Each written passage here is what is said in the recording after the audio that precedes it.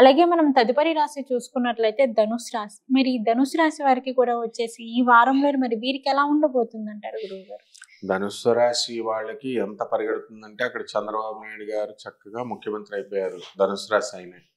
అలా అంతే ఆయన కంపేర్ చేసుకోవాలా, అలా అంత బాగుంది. ఇంతవరకు ధనుసు రాశి వాళ్ళు చాలా బాగా ఎంజాయ్ చేసుకుంటూ వచ్చారు. ఈ వారం కూడా అది కంటిన్యూ అవుతుంది వీళ్ళ సాగా ఆఫ్ సక్సెస్. వీళ్ళకి అర్ధాశ్రమ రాహు ఉన్నాడు, పంచమంలో కుజుడున్నాడు, శని తృతీయ స్థితిలో మంచి బ్రహ్మాండంగా ఉన్నాడు. షష్ఠ స్థితిగతుడైనటువంటి రవి, బుధ, శుక్ర, గురుగ్రహాలు, ఆ తర్వాత రాజ్య స్థితిగతుడైనటువంటి కేతుగ్రహ ప్రభావం వలన వృత్తిలో సడన్ గా ప్రమోషన్ అనేటటువంటిది వస్తుంది. సడన్ గా anything which will happen will be sudden అనమాట ఈ ధనుసు రాశి వాళ్ళకి ఈ వారంలో. కాబట్టి వర్క్ లోడ్ కూడా బాగా పెరుగుతుంది. దాన్ని చక్కగా వీళ్ళు సమర్థవంతంగా పూర్తి చేసి వాళ్ళ యాజమాన్యాల యొక్క మెప్పును పొందుతారు వీళ్ళు.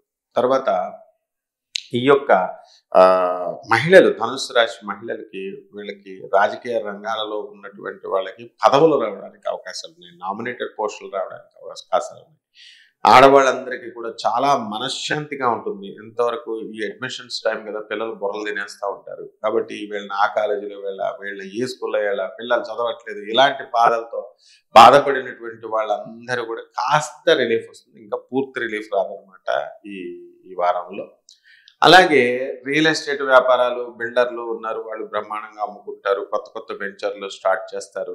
ఇక కిరాణా షాపులు, ఫ్యాన్సీ షాపులు, తర్వాత డిపార్ట్మెంటల్ స్టోర్స్ రన్ చేస్తున్నటువంటి వాళ్ళంతా కూడా వ్యాపారాలు చాలా చక్కగా ఆర్థిక లాభాలు మంచిగా తెస్తారు. ఇక ఎలక్ట్రానిక్స్ సంబంధించినటువంటి వ్యాపారాలు చేయకూడదు, సేల్స్ అండ్ సర్వీస్ ఉంటాయి.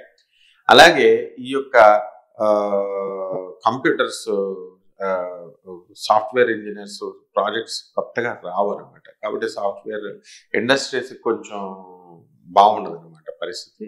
ఇక రైతుల దగ్గరికి వచ్చేసరికి రైతుల పరిస్థితి కూడా బాగుండదు. అండ్ ఈ స్టూడెంట్స్ దగ్గరికి వచ్చేసరికి స్టూడెంట్స్ ఎక్కువ కష్టపడి చదవాలా, పర్వాలేదు, వాళ్ళు కోరుకున్న చోట్ల సీట్లు రావడానికి అవకాశాలు ఉన్నాయి. ఇంకా ఎక్కువ చదివితే మంచిది. ఫారెన్లో కూడా వీళ్ళకి పిలిచి ఉద్యోగాలు ఇవ్వడానికి అవకాశాలు ఉన్నాయి.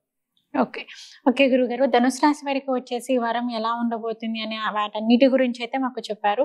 అలాగే ఏంటంటే ఈ వారంలోని వీరు ఇంకా ఎక్కువ అద్భుతమైన ఫలితాలు రావాలి అన్నా కానీ, లేదంటే వీరి యొక్క జాతకంలోని అక్కడక్కడ చిన్న చిన్న దోషాలు ఉండి రావాల్సిన ఫలితాలు కూడా రాకుండా ఆగిపోతాయి కొన్ని. సో ఇలాంటి వాటికి అన్నిటికీ కూడా వీరు ఎటువంటి పరిహారం చేసుకోవాలి అంటారు? రాహు జపం చేయాలా, రాహు స్తోత్రాలు చదవాలా, రాహుకి కిలోంపావు మినుముల్ని ఆవు పేడ రంగు ఉన్నటువంటి వస్త్రాన్ని ఇచ్చి శనివారం నాడు కరెక్ట్గా ఉదయం 8 గంటలకి దేవాలయంలో కానీ బయట కానీ దానం చేయాలి. ఆ తర్వాత బెజవాడ కనకదుర్గమ్మ తల్లి యొక్క పాదపద్మాలకు కుంకుమార్చన ఇంట్లో చేసుకోవాలి. వీలుంటే బెజవాడ వెళ్ళి కనకదుర్గమ్మ తల్లి దర్శనం చేసుకున్నా బాగుంటుంది. ఈ విధంగా మనకి ఈ రాహు గ్రహం కోసం నిమ్మకాయ డిప్పలు ఇంట్లో కూడా చేసుకోవచ్చు. ఇంట్లో కూడా నిమ్మకాయ డిప్పలు, ఒత్తులు ఈ వారంలో వచ్చేటటువంటి మంగళవారం కానీ శుక్రవారం కానీ వీళ్ళు చేసుకున్నట్లయితే బ్రహ్మాండమైనటువంటి ఫలితాలు ఇస్తాయి. చాలా మంది నిమ్మకాయ డిప్పలు ఇంట్లో పెట్టకూడదండి, దేవాలయంలోనే పెట్టాలని మహాపండితులు చెప్పినా సరే వీళ్ళు చెప్తున్నారు. సాక్షాత్తు బెజవాడ కనకదుర్గమ్మ దేవస్థానంలో నా పంతులు గారు శంకర శాండిల్య నా ఫ్రెండ్ మాకాంత్ శర్మ, వీళ్ళంతా మేమంతా చిన్నప్పటి నుంచి కలిసి పెరిగినటువంటి వాళ్ళం. బెజవాడ గురువుల దగ్గరే నేను చదువుకున్నాను కాబట్టి ఆ దేవస్థానం మన దేవస్థానం. ఆయనే చెప్తుంటే ఆయనకే చెప్తున్నారు వీళ్ళు నిమ్మకాయలు పెట్టుకోకూడదని. అట్లాగా కాదు, పెట్టుకోవచ్చు. అందుకనే ఆ పెట్టుకునేటటువంటి వాళ్ళు నిమ్మకాయ డిప్ప ఒత్తులతో ఇంట్లో కూడా చేసుకుంటే ఈ దోషాలు పోయి వాళ్ళ జాతకాలు మెరుగుపడతాయి. ఓకే గురుగారు, ధనుసు రాశి వారికి వచ్చేసి ఈ వారంలోని ఎలా ఉండబోతుంది, అలాగే ఈ వారం మొత్తంలోని మీరు ఎటువంటి ఫలితాలు అందుకోబోతున్నారు, అలాగే ఎటువంటి పరిహారాలు చేసుకుంటే వారికి ఇంకా ఈ వారంలోని మెరుగైన ఫలితాలు రాబోతున్నాయి, వాటి గురించి అయితే తెలియజేశారు.